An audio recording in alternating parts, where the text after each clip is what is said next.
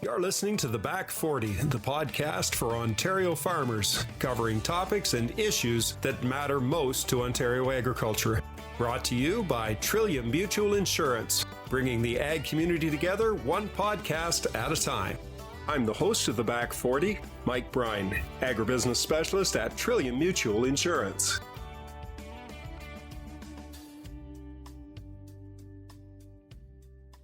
Sustainability has been a term that we are hearing a lot in the news these days.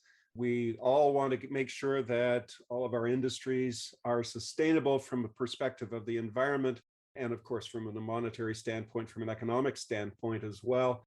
In the agricultural industry, this is a word that has been coming up more and more in the last decade. We're hearing more about sustainability. And the only problem with that is sometimes we're not entirely sure what that means. Today, we're going to be speaking with Christoph Wand. Christoph is the Livestock Sustainability Specialist with the Ontario Ministry of Agriculture, Food and Rural Affairs. Christoph, welcome to the Back 40. Thank you, Mike. Glad to be here. So help us out a bit. What actually is sustainability? Well, if we were in a hall together and I was giving a presentation slideshow to people, I'd show you a picture of the three convergences, the overlapping Venn diagram, if you can imagine. You've already mentioned the economic end of things and the environmental end of things, but also the social, right? So that where those three circles would overlap, we'd consider that sustainable production in whatever industry we're in.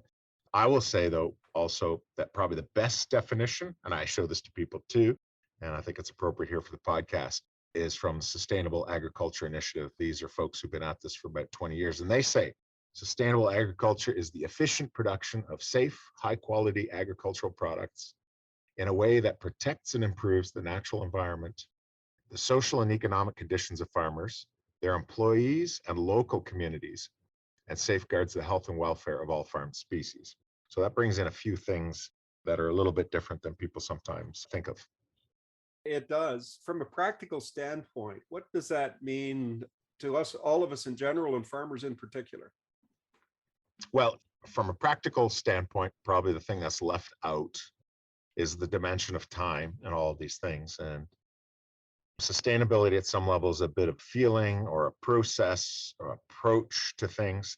And so that idea of time that I've already brought up, that brings up the idea of continuous improvement. So one of the defining features of sustainability as we think about it is continuous improvement.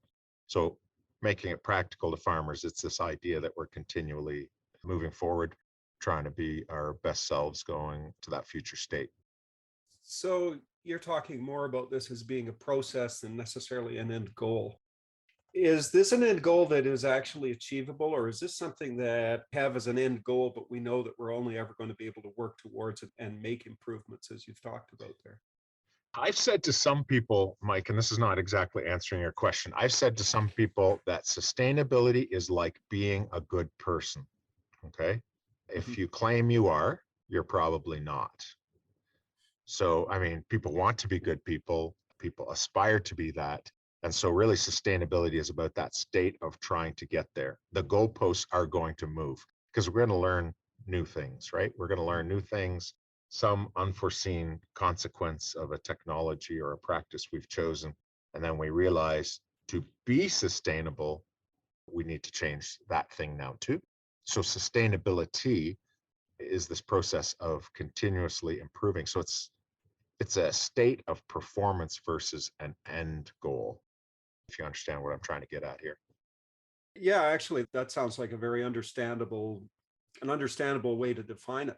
I know from an environmental standpoint that we've all seen that talk about the unintended consequences where we've introduced a technology and nature adapts. You don't have to go any further than something like triazine resistance in weeds or something like glyphosate resistance as well. Those are things that happen and we have to adapt because nature is going to adapt. Absolutely. And so, you bring up that example, and that's something I like talking about with people, is talk about the sustainability of some of these farm technologies. And this question around weeds that are resistant and multiply resistant to herbicides. This is no different really in terms of the challenge we also see, say, with parasites in livestock that are resistant to anthelminthics, so dewormers, simply put. or this challenge we're seeing around antimicrobial resistance or antibiotic resistance with pathogens. And it's really the same genetic thing. If you look at the movie Jurassic Park, did it really well. The scientist in it says life will find a way. Yep. And so sustainability is very nebulous. It's very broad and things come and go into it. And so, some of these things about rotating technologies so that the technology lasts, these are all part of those larger discussions about what is it we need to do to be sustainable. And many times, I'm trained as an animal scientist. My background is nutrition. So I understand things like nutrient flow very well. I understand things like greenhouse gas production from ruminant animals very well, right? Because those things resonate with my technical training. But there's other people in sustainability who have training in things like circular economy or building resilience in economic senses, or people who have skill sets around social license and these type of things. So there's, even within sustainability, there's those of us who ebb and flow more into the sciencey or the economic or the social aspects, back to that Venn diagram we talked about before. Yeah, and it's important to remember all three of those different aspects of it. Oftentimes when we talk about sustainability, it's with respect to things that are more, as you say, the sciencey part or the environmental part, where we want to protect the environment, make sure we're sustainable from that standpoint. And for some people, when you challenge them on whether or not we can do that economically, they don't care. And yet no system will survive if people can't make money doing it. Yeah, and it's funny because I've had this conversation. There's a lot of sincere people in agriculture who sit me down. We're at a meeting and they say, well, I think I'm sustainable, right? And one of the challenges is that some of that system level infrastructure is not there for people to get to that state. And I'm going to give you an example. So in automotive transportation, everyone's talking about EVs, electric vehicles, and these questions around charging station and the power grid and capacity and how far can I go? Would I get a charging station? So that's an example of the infrastructure not being there to support something that there's pretty broad awareness we ought be moving towards. And I would say many of those things are the case in agriculture too. So I might run around at a meeting and say, hey, we ought to do this thing to be sustainable, but that technology might not already be fully in place, or it's just coming off the shelf, or it's expensive, or it's in Europe, right? And so sometimes I stand up at meetings and when people say this assertion, I think I'm sustainable. And I say, well, I'll give you an example.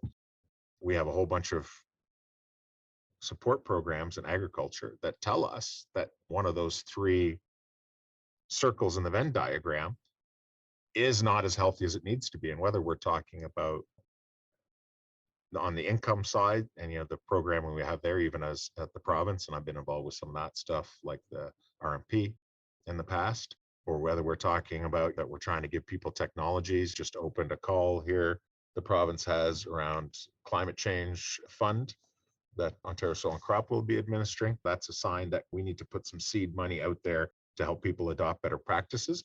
Those are already conceding the fact that we're not at the state we need to be.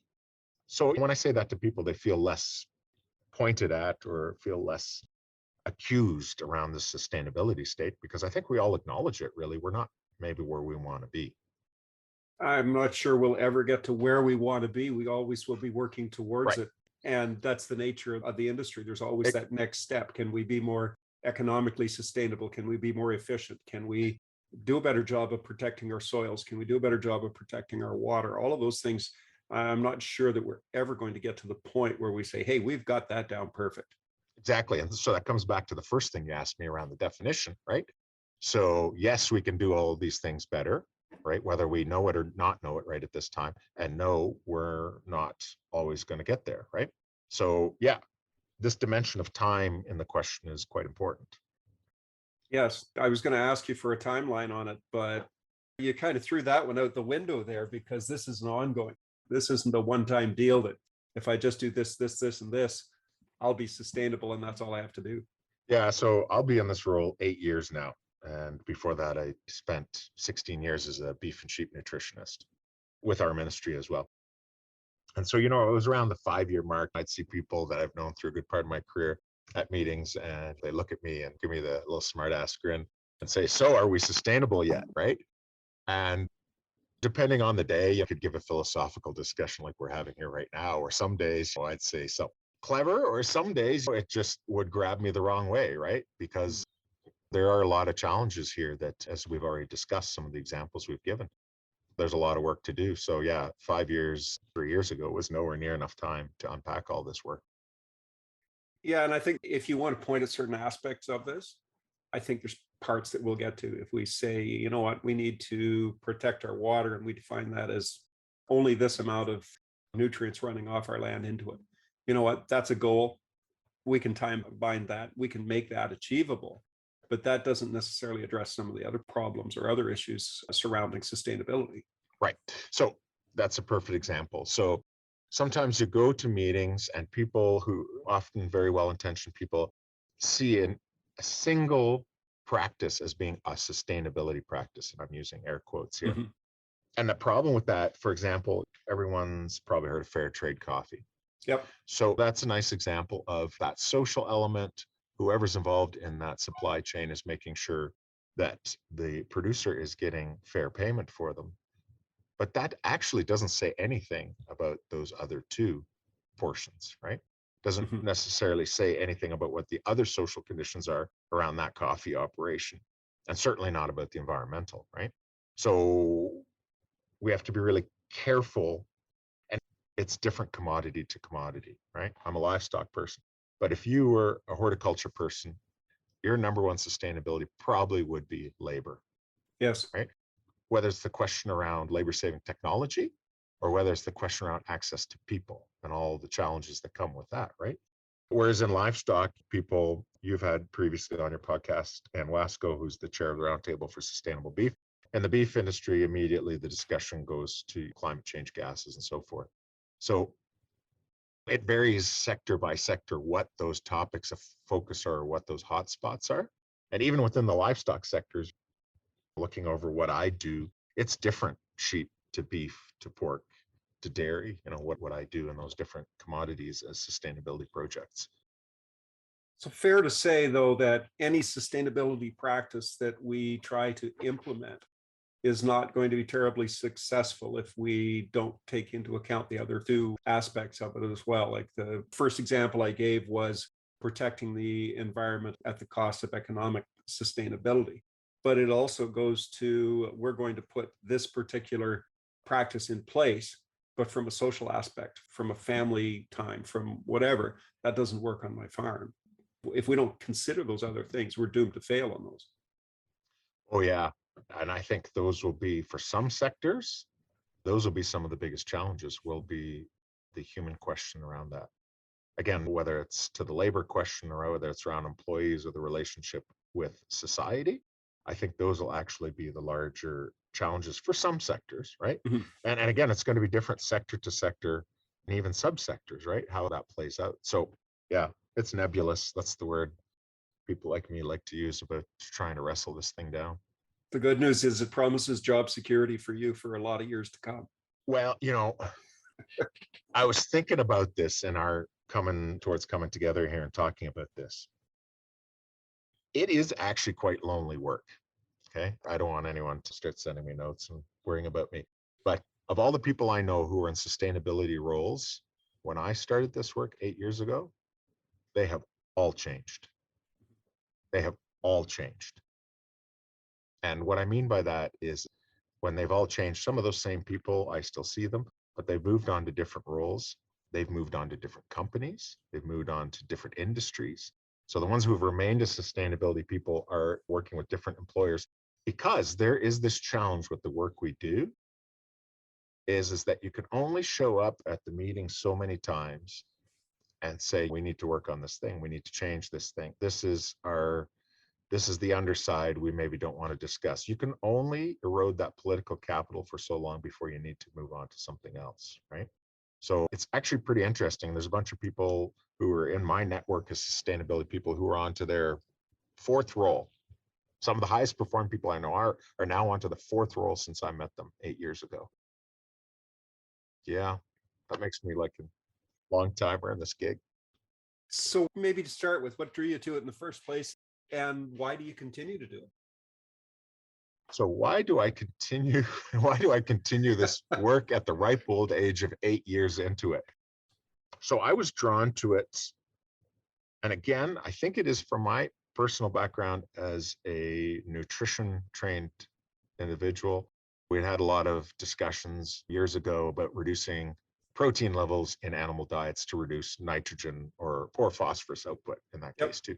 So I was involved in a lot of those discussions. I've been involved in the greenhouse gas, methane reduction, optimization of digestion discussions since probably 1998, 99, right around the time I started the ministry as a young, just finished school at the University of Guelph. So I've always seen the potential on those fronts in terms of things that required improvement. These other questions, so I'm newer to these other questions around societal or social aspects in particular. But again, because of my work as a beef and sheep specialist, I was part of program design in our ministry. The way it works, they look to people who are closer to the industry to ground truth things when we do programming. Again, Mm-hmm. RMP, some of the other things delivered by Agricor.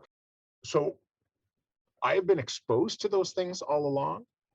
And I think perhaps more importantly, I would like to think I come from an ethic of this continuous improvement thing. And I know there's difficult conversations to be had in this work. And I've gotten okay. I'll say maybe I'm even good at having blunt conversations when needed and more gentle ones when that works too. So I think that's why I'm in this work. So you talked about working in a ministry role on this. Yep. What is OMAFRA's role in sustainability, and in general, where do you see government's role in this? Is it bring down the hammer on people, or is it kind of nudge them in the right direction? So I laugh because I think some people perhaps wish that was my role. And I would characterize myself as an observer of the sustainability field. So I tend to go to meetings and offer advice, say to commodity groups. One example, I'm involved with the Science Advisory Committee right now for the Roundtable for Sustainable Beef. So, I mean, I offer a combination of observations on technical matters or how I see things evolving. I said a bunch of things to you today here already, Mike, about defining the field and some examples. So I show up at meetings and I give people advice. You need to watch out for this hot spot. I think this thing for your sector is an important opportunity or weakness. Government's role is quite different because every successful sustainability plan in industry is led from that industry. So for example, Nestle, Unilever are held up as companies. They're the shining examples of sustainability. And those are led absolutely from the top, like absolutely from the top, from the CEO level or the board level. McDonald's is a great example in the livestock industry in terms of their leadership that went towards the Roundtable for Sustainable Beef. That is led from the top. Business people say we have these potential liabilities in terms of whether it's consumer perception or whatever, or reality, because I mean, there come liabilities, there come real business risks with some of these environmental challenges to the future. And so we see some of these companies taking these approaches and they drive it down through their business. They say, we're going to take a 50-year view of our business. We want to be in this business at this point in time. And to do that, we need to reduce our footprint, whether it's around palm oil or labor concerns in developing countries, et cetera.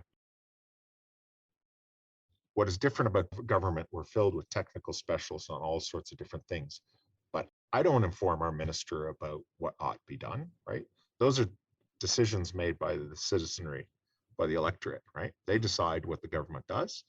And then our job as civil servants is to enact that. So I run around giving advice to people, clients, right? I don't give advice to the government about what we ought to do on these things. No, so that's my role. That's my role. I've been in that role before. And I remember talking to somebody and they said, well, you could do this if you wanted to. And it's like, well, I'm told what I can do. And if tomorrow they come in and tell me to do something different, then I will do that too. It's not, as you say, it's not the role of when you're frontline of telling the government what needs to be done. It's of Right. implementing what their policy is. Right. And I can show up at a livestock meeting and make painfully blunt observations. And those who have seen me speak or have spoken with me will know I periodically will say some things. But that's very different than designing an industry scale, like us showing up with the template saying to agriculture, this is what you're doing, right? Mhm. And when I say we, I mean the government, right? So you're more likely to see me show up as a specialist and give you advice than come and tell you what you have to do. More as a support role than anything. Yeah. Yeah. I'm a consultant ultimately, right? I'm a public sector consultant is really what I or any of my colleagues who are crop specialists or whatever else, they come and tell you how to help increase your soybean yield or reduce weed resistance. Yeah. That's what we do. Is your organization in need of funding? Trillium's Roots Community Fund is currently looking to provide money to projects for organizations in Ontario that are agriculturally focused. Applications are now being accepted for Ontario projects, including facilities or equipment upgrades, funding for research, innovation, and much more. To learn more about Roots, including how to apply, visit our website at trilliummutual.com and click Community at the top of the page. I think that you hit the nail on the head when you said it's going to be driven from private industry and from the top down on it. Yep. The last Canada's Ag Day that we were able to go to in 2020, in February of 2020, Michael McCain had a chat there, and he talked about his company being carbon neutral. And that's a decision that he's reached in conjunction with the board on there, that they're going to do that. And that's going to drive other companies to have to do that to compete. It's not going to be government that forces it. It'll be people like that and companies like that force everyone else to follow. Yeah, and that's an absolutely great example, Mike. So Maple Leaf has shown tremendous leadership on that. Tim Favre is the vice president of sustainability with Maple Leaf. And so we've had a few discussions over the years, and we worked together on the pork value chain roundtable. We used to have a sustainability working group. So this is an example I'll give you. The swine industry was doing some really cool stuff around trying to set itself up towards sustainability. And then the last 3 years, the agenda in the swine industry, certainly on this continent, maybe globally, probably far more so in other parts of the globe, has been African swine fever, right? Mm-hmm. So they were doing some really cool stuff and was having these dialogues about where the swine industry needs to position itself nationally. And Ontario Pork had shown some great leadership doing footprinting work here 5, 6, 7 years ago. And that stuff has sort of just been shelved as this hangover of the ASF threat plays itself through the system. But yeah, Maple Leaf, they've just kept hammering on. Yeah, carbon neutrality, and now they're trying to deal with their scope 3 emissions, which means they're trying to reduce the emissions on the farms that they buy from, not necessarily their corporate farms, but from other people. So these are the things they're interested in, right? Like methane emissions from manure tanks and these sorts of things. Yeah, and they're going to force moves in the market. Is that how the farm industry is going to actually end up changing? Is this going to be done through market forces where a company like Maple Leaf Foods will come in and say, well, we're going to buy from farms that are going to reduce their methane emissions off that, and you need to implement some of this stuff? Is that where the impetus is going to come for a lot of this? Well, and I think so, right? So I'll just say yes. Yes, that's where the impetus is going to come from. And there's already been some examples, whether or not people realize it or not. Okay, so a few years ago, the egg industry had committed to its trajectory around changing layer housing. And the restaurant industry came forward and said, basically, that wasn't good enough. So they superseded the rate at which the layer and egg industry wanted to go. And they came out with edicts around marketing and what they were willing to buy in terms of eggs, which forced the hand of a whole bunch of people. And I think that is a good example of how this can play out in our system. When a processor, say there's too many or too much of whatever commodity, just says, you know what, as of this year, we're also going to pick this sustainability metric. Absolutely, that's how I think it's going to be driven. And I think people need to be honest with themselves. And I know some people have bristled when I've said this thing. I think some of these sustainability questions are going to precipitate some changes in the marketplace people didn't anticipate. What sort of changes are you thinking? Well, you give the example back to carbon footprint. So carbon footprint could be one of them. Animal welfare could be one of them. Different levels of performance in terms of housing systems or whatever. I don't want to give too many pointed examples or give people ideas. Those could happen, right? Yeah. And let me go back to an example of something that's really happened. So Dairy Farmers of Ontario has this grass-fed program. I'm not claiming it's a sustainability program. That's not my point. But consumers have said they want this thing. There's processors who say they want this thing. And so it's driving that value chain. So imagine if someone comes out and says, we want to see our dairy cows or our sheep or whatever housed in this particular way. And back to the egg example, it rolls downhill from there. Yeah, and I can remember sitting in a meeting many years ago now. It was before I actually worked for the government, but somebody talking about sow housing in the hog industry. Yep. And the use of gestation crates. Yep. And his comment was, everybody thinks that this will be incremental, but it won't. It doesn't work that way. All of a sudden, there is going to be something that will come in and say, you know what, this is no longer acceptable and you need to change. And the industry will have to change as quickly as they're physically able to do, because you do have to build new facilities and adapt them. But those opportunities or those requirements will happen, and it won't be incremental. It'll just be an all of a sudden, because somebody decided that this needs to change now. See, Mike, so you're giving the example, and I think a lot of times, even if someone heard you spelling out what you're saying right now, right? They'll say, well, of course that's what happened. Codes of practice change, and then there's an implementation date. So this flip, I'll use that word, that's coming is triggered that way. Someone might assume listening to you, Mike, that that's what's happening. I only have come to understand this pretty recently. So Alphonse Weersink, professor at the University of Guelph, I was in a room listening to him speak just a few years ago, and we were talking about dairy housing at that time. Okay. And he introduced a concept to me. I'm trained as an animal scientist. He talked about heterogeneity in terms of technology in the dairy industry. And Alphonse's assessment of that is that things like the adoption of free stalls in the dairy industry and things like the adoption of robotics in the dairy industry have been precipitated not by anyone's mandate, but just because a certain critical mass gets there, and then the graph of the industry looks like two peaks. There's people in this housing system and this production system here, and then over here there's people in this other housing system and production system, and then suddenly the economics of the system favor one over the other, and then it just flips, right? Mm-hmm. And so it's not even just edicts from whoever. It's that suddenly there's a critical mass in the industry, and it feels like it changes overnight because so many different players are making their independent decisions, this heterogeneity, and that suddenly there's a fork in the road. And when the people who are committed to be in this business for the next generation make that decision, they all go the same way for the same economic triggers, right? People cannot assume that the change remains incremental. Yeah. For all sorts of reasons. Yeah. And having said that, it's a really good example there about how the economics all of a sudden will favor that and everybody will go that direction. A few years ago, I was down in the States listening to someone who's a futurist, and he talked about that this is going to be coming, that we're going to see at some point here, we're going to see robots milking cows. And that everybody there from that area in the States was like, wow, like that's just ridiculous. How could you ever do that? And I spoke to him afterwards. I said, that's already happened in Ontario. The majority of the barns going up are robotic barns, unless they're really big.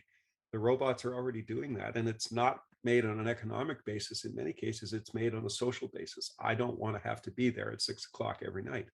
And I've talked to a lot of people that's what drove their decision more so than anything else. You know, it's funny. I'll give you the best example. It's not a sustainability example, really, but it's the best example of a flip in terms of technology I've seen, probably in my career, has been this use of beef semen in dairy cows. And I've been involved with a bunch of work on that, only because, in fairness, I think I'm well positioned across both beef and dairy clients. So I've been at the center of a lot of that in our ministry.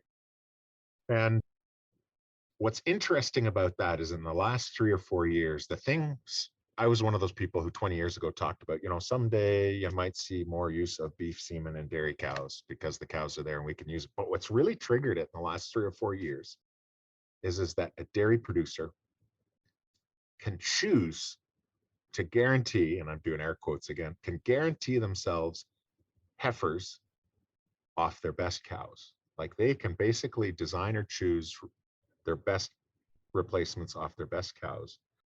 And now that they can do that because of sex semen, they're breeding the rest to beef. And the rapid uptake and increase in calves of this beef sire from Holstein, essentially, we've seen the beef industry has had rapid and profound impacts in the AI industry, artificial insemination in this case, in the beef industry, in the veal industry, and the dairy industry. And I mean, it is moving so fast. It's just unbelievable, really, in terms of the marketing when you talk to the semen companies about how quickly that's moving. And so it's another example of no one put them up to it. It's just everyone has suddenly lined up to make the same decision because it makes sense. And that decision is that guaranteed good cows from good cows and a little bit more money for your calves. That gets back to the one pillar of what you're talking about for sustainability, which farmers have always been really good at watching, and that's the economic sustainability. Yep. And the technology dictates that you can be more profitable doing it that way. So we're gone that direction. And it won't just apply to economics. It will also apply to the other pillars, the social and the environmental as well. There will be a technology and all of a sudden everything will change. And you know, the social thing is in here somewhere too, right? Yep. Because if you're in a larger dairy or have multiple generations involved or employees or whatever, it now becomes so easy to go into that. Let's again use the example of a Holstein dairy.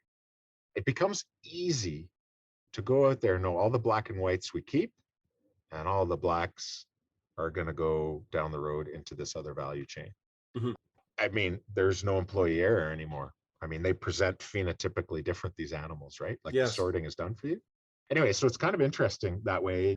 We see other people who are more used to terminal sire systems, say in the beef, sheep, or pig world would understand, right? That those terminally sired animals look different. But now we're seeing that on the dairy farm too, that you can just sort left and right based on appearance. Because it works, right? So anyway. Yeah, amazing stuff that's coming down the road that we don't even think about, that all of a sudden it's here. Yep.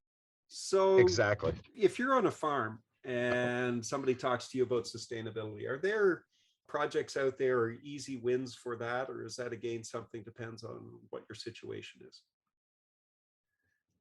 I think some of the easy wins, and all along since I started this particular work 8 years ago, I've tried to have something people can go away with. And one of the things, generally speaking, you can correlate money to resources, right? You can correlate money to fuel usage, etc. So one of the things I say to people, be profitable. Sometimes we talk about profitability being a bit of a dirty word or something in agriculture, right? And I think we're getting past that. If you're being profitable, you're being a good steward of resources, not just land, but also human resources and physical resources, inputs, fuel, et cetera, et cetera. So that's one of the things. And the other thing that I think is really important, and it's related to one of the sustainability indicators, is this question around biodiversity at the farm level. So one of the things you can do around this biodiversity is crop rotations, right? Yep. Big risk to agriculture. Big risk is people getting into, we have parts of the province that have gotten into continuous soy rotations or very short corn soy rotation, which are risky from a soil health point of view, and they're probably risky from a market point of view, frankly, too. So some of these more robust rotations, rock bottom bare minimum, we'd like to see corn, wheat, soy.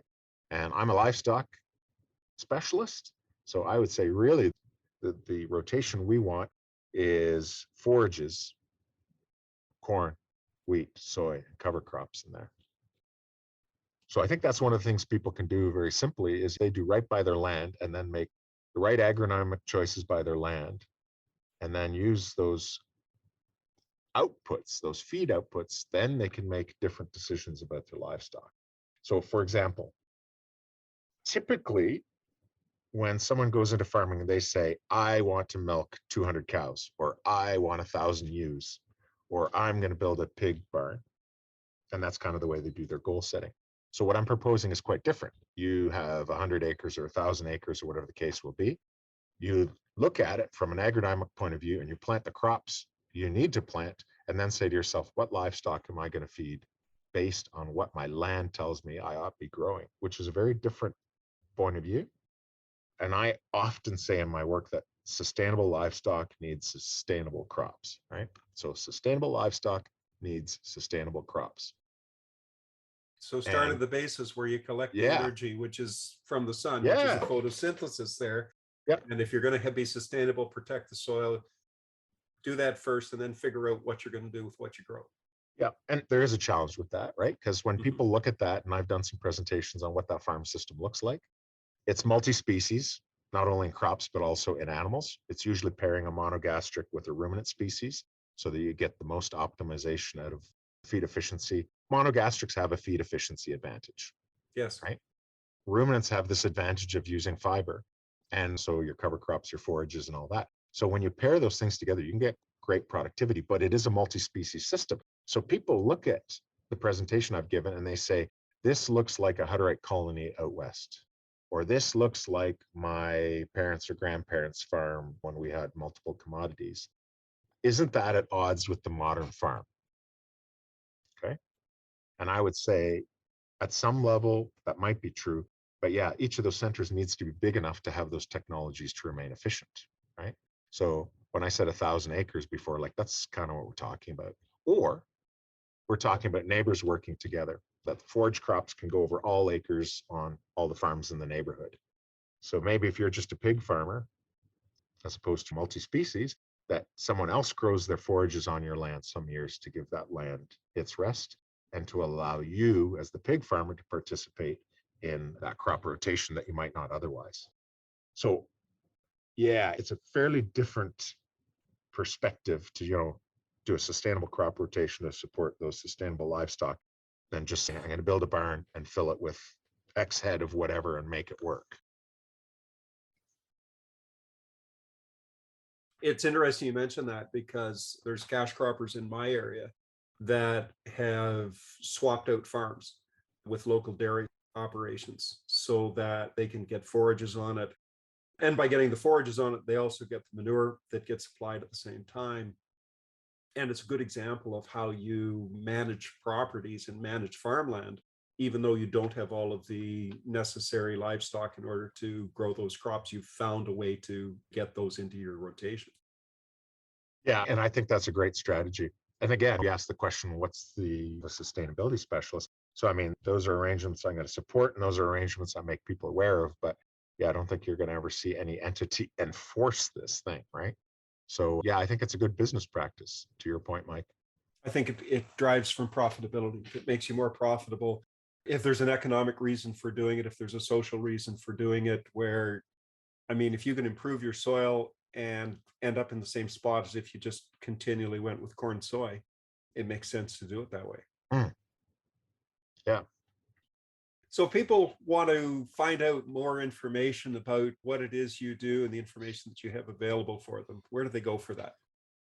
Where do they go for that? So, what do I do? So, again, one of the challenges, if people are interested in the work I do, it's really divvied up commodity by commodity. In the dairy industry, my work has largely been around the question of housing systems. So I've been working fairly heavily in the last few years about composting bedded packs in the dairy industry. So that's where you'd go for my work in dairy, is look for composting bedded pack stuff affiliated with my name. If you're in the beef industry and you're looking for what I'm working there, I'm working on bunk management systems because we want to reduce digestive upsets in beef feedlot cattle, which then will allow us to reduce antibiotic use. So that's kind of where I'm focusing myself in the beef and the beef feedlot world. In the forages and grazing systems, so whether that be beef cows or sheep systems, I've really been looking at these long crop rotation type things, forage integration. So that's where you see my name and my work and that stuff. And in pigs, again, once we can get through this African swine fever hangover, I'd really like to get back to some of that work we were doing. Because in the pig industry, it's really interesting. People say to themselves, well, I don't really see growing crops for pigs. I don't see this opportunity for biodiversity that might be talking about. But it looks like crop rotation. That's what it looks like in the pig industry. It looks like crop rotation. So I've been able to work around the margins on that a bit. like I say, when we get through ASF, we can get back to focusing on that.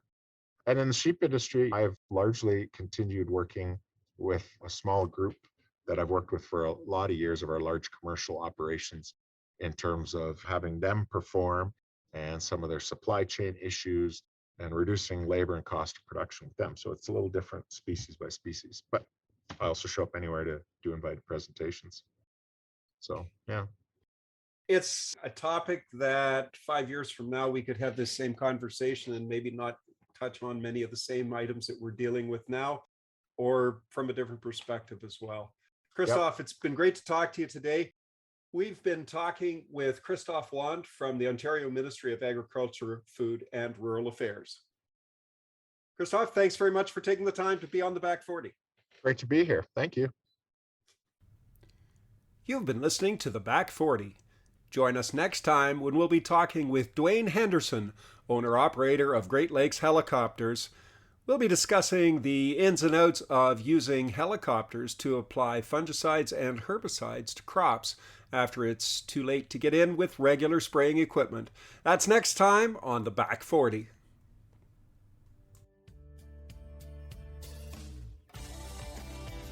You've been listening to the Back 40, brought to you by Trillium Mutual Insurance. Be sure to subscribe to the Back 40 wherever you find your favorite podcasts so that you don't miss an episode. The Back 40, bringing the ag community together one podcast at a time.